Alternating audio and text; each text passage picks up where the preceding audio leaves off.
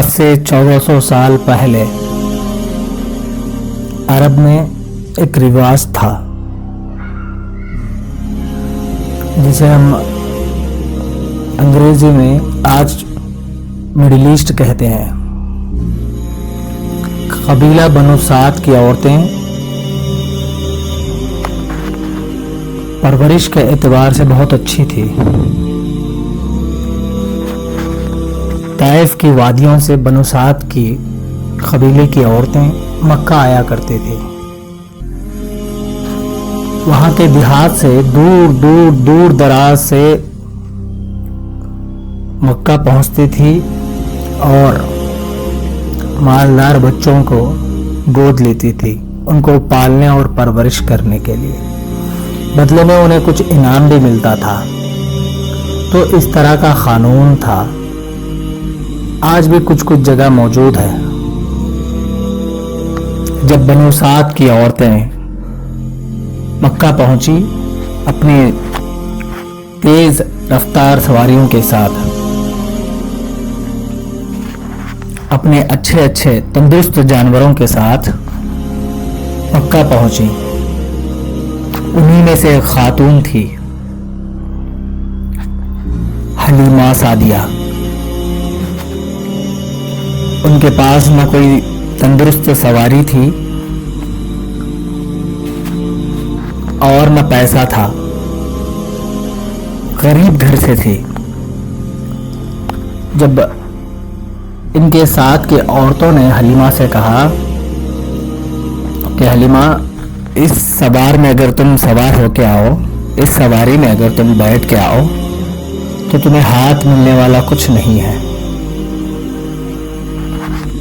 جو دیگر عورتیں تھیں اپنے ساتھ کے، وہ مکہ پہنچتی ہے اور جو کوئی بھی مالدار گھروں میں بچہ جن کا پیدا ہوتا ہے، وہ تمام کے تمام بچے یہ خواتین لے کے واپس نکلتی ہیں، اور راستے میں حلیمہ سعدیہ سے ملاقات ہوتی ہے۔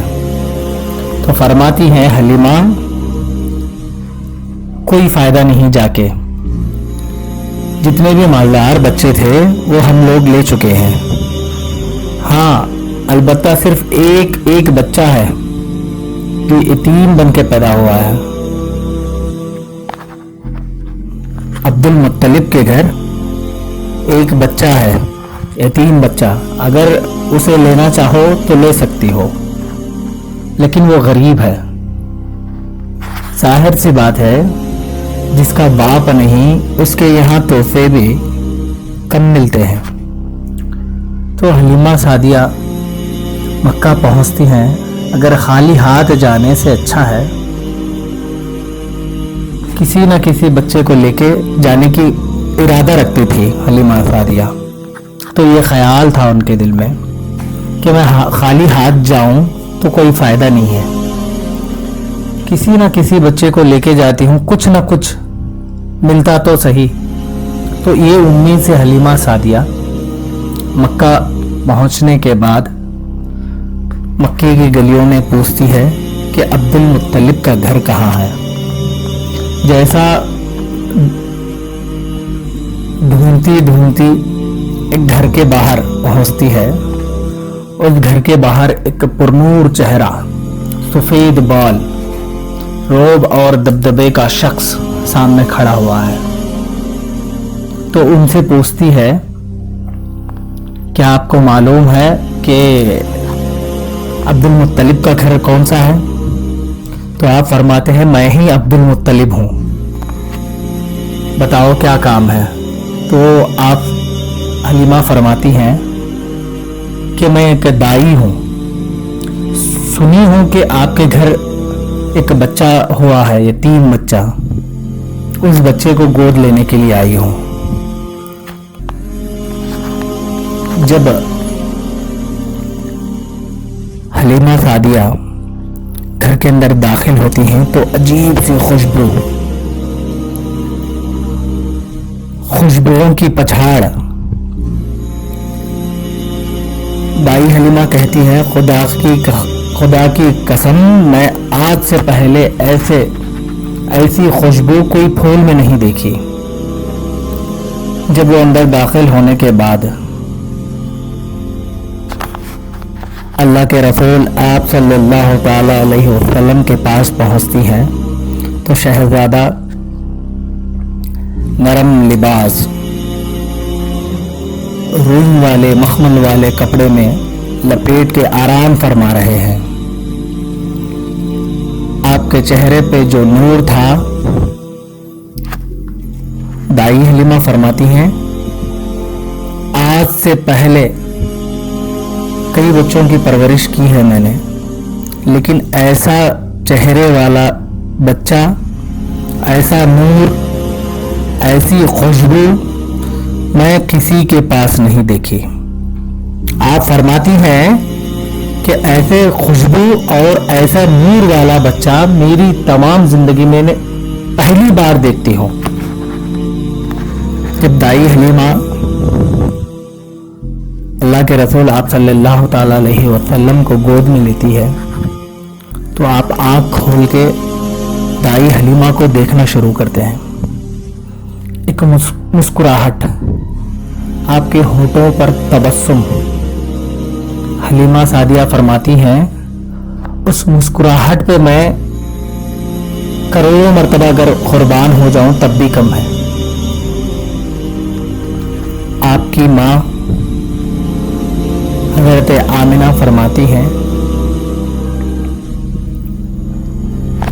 حلیمہ یہ کوئی معمولی بچہ نہیں ہے جسے تم گود لے رہی ہو، اس کا خیال کرنا۔ کچھ نصیحت کے باتیں کی، اس کا خیال رکھنا۔ یہ در یتیم ہے، یہ یتیم بن کے اس لیے پیدا ہوا ہے تاکہ یتیموں کا سہارا بنے۔ جو بچہ تمہارے گود میں ہے وہ کوئی معمولی بچہ نہیں، بھوکوں کو کھانا کھلانے والا یہ بچہ، یتیموں کا سہارا بننے والا یہ بچہ۔ اور حلیمہ میرا یہ خیال ہے کہ یہ جب بڑا ہوگا تمام کے تمام لوگوں کو سیدھے راہ پہ چلائے گا۔ یہ جیسا جیسا بڑا ہوتا چلے جائے گا، حلیمہ سن لے، بے گھروں کو گھر، غلاموں کے ساتھ محبت، روتوں کو ہنسانے والی ذات۔ حلیمہ اس کا خیال رکھنا۔ جب دائی حلیمہ ہمارے آقا سرور کونین محمد مصطفیٰ احمد مجتبیٰ تاجدار مدینہ آپ صلی اللہ تعالی علیہ وسلم کو گود میں لے کر اپنی اونٹنی پہ سوار ہو کے کعبہ شریف کے پاس پہنچتی ہے تاکہ میں ایک بار حجر اسود کو چوم لوں۔ جیسا ہی وہاں پہنچتی ہے تو دائی حلیمہ فرماتی ہیں ہر کوئی حجر اسود کو چومنے کے لیے کعبے کی دیوار سے لگتا تھا، لیکن خدا کی عزت کی قسم حجر اسود کعبے کے دیوار سے اکھڑ کے آپ صلی اللہ تعالی علیہ وسلم کے چہرے پر بوسہ دے کے پھر وہی جگہ جا کے بیٹھتا ہے۔ فرماتی ہے میں نے خود میری آنکھوں سے دیکھا، پہلے تو مجھے نہیں لگا تھا، لیکن جیسا جیسا وقت گزرتا گیا مجھے معلوم پڑا کہ یہ کوئی معمولی بچہ نہیں ہے۔ دائی حلیمہ فرماتی ہے میں نے میرے آنکھوں سے خود دیکھا کہ کعبے کے دیوار سے حجر اسود نکل کے باہر اس بچے کے چہرے پر بوسہ دے کے واپس جا کے کعبے کی دیوار میں چپکتا ہے۔ کچھ لوگوں کا یہ ماننا ہے کہ ہمارے آقا آپ صلی اللہ تعالی علیہ وسلم کو 40 سال کے بعد نبوت ملی۔ شان بیان بھی کرتے ہیں تو آپ کی عمر 40 سال کے بعد کی شان بیان کرتے ہیں۔ نبی تو نبی ہے، جب پیدا ہوتے ہی وہ نبی ہے، اس میں کوئی شک نہیں، نبی تو نبی ہے۔ ایسا نہیں کہ 40 سال کے بعد جو نبوت ملی وہاں سے آپ کی تعریف کی جائے۔ کچھ لوگ ایسے بھی ہیں، ایک تو نبی بھی مانتے ہیں، دوسری طرف سے نبی کو بھلا برا کہتے ہیں۔ ایسے لوگوں کو شرم آنا چاہیے۔ جب حلیمہ سعدیہ، دائی حلیمہ اپنی اونٹنی پر بیٹھ کے سوار ہوتی ہیں تو جو لوگ دیگر عورتیں جو راستے میں ملی تھی، اونٹنی میں اللہ تعالیٰ اتنی طاقت پیدا کرتا ہے، اور وہ اونٹنی جو بوڑھی اونٹنی تھی وہ جوان ہوتی ہے خدا کے قدرت سے، کیونکہ جو اونٹنی پہ بیٹھنے والا شہزادہ امام الانبیاء، دونوں عالم کا سردار، اس اونٹنی پہ سوار ہونے والا ہے، تو اسی لیے اللہ رب العزت اس بوڑھی اونٹنی کو جوان بناتا ہے۔ اب کچھ لوگوں کا یہ بھی خیال ہے کہ اونٹنی جو بوڑھی تھی وہ کیسے جوان ہو گئی۔ کیا آپ کو یوسف علیہ السلام کا قصہ یاد نہیں؟ اللہ تعالیٰ قرآن مجید میں خود فرماتا ہے، اللہ یہ فرماتا ہے، میں نے زلیخا خاتون کو یوسف نبی کی محبت میں جو بوڑھی تھی اس کو جوان کیا۔ تو یہاں تو بات صرف اونٹنی کی ہوتی ہے، یہاں تو صرف بات اونٹنی کی ہے۔ جب تیز رفتار کے ساتھ دائی حلیمہ دیگر عورتوں کو پار کر کے اپنے گھر پہنچتی ہے، نکلتی ہے سب سے آخر گھر سے، کیونکہ آپ کی اونٹنی میں اتنی طاقت نہ تھی کہ جلدی پہنچوں میں مکہ، اور مالدار عورتوں کے گھر یہاں جو بچے پیدا ہوئے ان کو لے آؤں، خدا کو یہ منظور نہ تھا۔ ہر چیز خدا کے مرضی سے ہوتا ہے۔ جب نکلتی ہے سب سے آخر اور پہنچتی ہے سب سے اول۔ جب آپ حلیمہ سعدیہ اپنے گھر پہنچی، سرکار دو عالم آپ صلی اللہ تعالی علیہ وسلم کو لے کے، تو آپ کو جس وقت آپ گھر میں تشریف فرمائیں تو اس وقت سے حلیمہ سعدیہ کے گھر کبھی چراغ لگانے کی ضرورت نہ پڑی۔ جب کبھی بھی دوسرے کمرے میں کچھ سامان ڈھونڈنا ہے یا کچھ سامان لینا ہے تو حلیمہ سعدیہ سرکار دو عالم آپ صلی اللہ تعالی علیہ وسلم کو اٹھا کے دوسرے کمرے میں لے کے جاتی، اور جو سامان ان کو چاہیے تھا وہ سامان وہاں سے لیتی۔ تو بنو سعد کی عورتیں تمام کے تمام اکٹھا ہو کے پوچھنے لگی کہ حلیمہ تم تو بہت امیر ہو گئی ہو، کیونکہ رات میں بھی تمہارے گھر میں جو چراغ ہے وہ بند نہیں ہوتا، جو دیا ہوتا ہے وہ بند نہیں ہوتا، ہمیشہ چراغ لگا کے رکھتی ہو، کیا بات ہے؟ تو حلیمہ سعدیہ فرماتی ہیں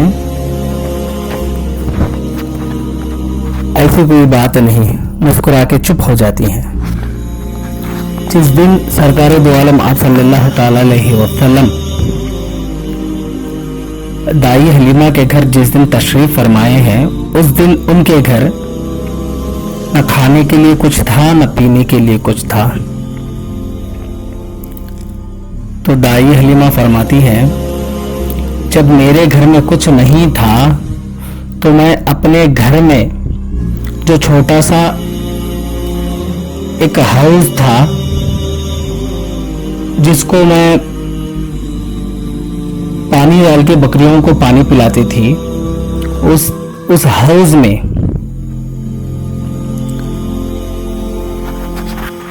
پانی بھر کر سرکار دو عالم آپ صلی اللہ تعالی علیہ وسلم کو اٹھا کے آپ کے دونوں پیر اس میں ڈبا کے نکالتی ہوں۔ تو ہوتا کیا ہے، وہ پانی میں میرے تمام کے تمام بکریوں کو جس طرح میں جیسا ہی پلاتی ہوں، تو جو میری بکریاں تھیں، جو کمزور بکریاں، وہ خود بخود دودھ دینے لگتی، اتنا دودھ دیتی کہ میرے گھر میں جتنے بھی برتن تھے وہ تمام کے تمام دودھ سے بھرے پڑے ہوئے تھے، خود بخود بھر گئے تھے۔ کچھ عرصہ گزرنے کے بعد بنو سعد کی عورتیں پھر جمع ہو کے حلیمہ سعدیہ کے گھر پہنچتی ہیں۔ حلیمہ، کچھ دنوں سے ہم دیکھتے ہیں کہ قحط کا زمانہ ہے، ہماری بکریاں بالکل بھی کمزور ہو گئی ہیں، لیکن تمہارے گھر کے اطراف جو ارد گرد جو آنگن تھا، وہ آنگن پورا ہریالی سے بھرا ہوا ہے، اور ایک ہمارا گھر دیکھو، جو پیڑ جو درخت ہیں وہ تمام کے تمام خشک ہو گئے، پیڑوں میں بھی طاقت نہیں، لیکن تمہارے گھر کے باہر ہریالی، پھول کے جھاڑ، خوشبو کی مہک ہمارے گھروں تک پہنچتی ہے۔ بات کیا ہے؟ قحط کا زمانہ ہے حلیمہ، ہمارا بھی کچھ خیال کرو۔ تو دائی حلیمہ فرماتی ہیں، جب سے یہ میرا بیٹا محمد گھر آیا ہے، میرے گھر میں خوشیاں ہی خوشیاں ہیں۔ اچھا چلو، آپ لوگ ایک کام کرو، آپ کی بکریوں کو لے کے یہاں آؤ۔ اور جیسا ہی وہ بنو سعد کی تمام عورتیں اپنے اپنے بکریوں کو لے کے حلیمہ کے گھر پہنچتے ہیں، پھر ویسا ہی کرتے ہیں جیسا آپ نے پہلے کیا تھا۔ وہی پانی جو آپ صلی اللہ تعالی علیہ وسلم کے قدم مبارک جو ڈبو کے نکالتی ہیں، وہی پانی وہ دیگر عورتوں کے جو بکریاں تھیں ان کو بھی پلاتی ہیں۔ تو ہوتا وہی ہے جو منظور خدا ہے، ان کی بھی بکریاں تندرست ہو گئی، جو بیمار تھی وہ شفا یاب ہو گئی، اور وہ بھی دودھ دینے لگی۔ حلیمہ سعدیہ کی بیٹی جو شیمہ تھی، وہ فرماتی ہیں کہ ایک دن میں اپنی ماں سے ضد کرنے لگی کہ میں محمد کو لے جاؤں گی۔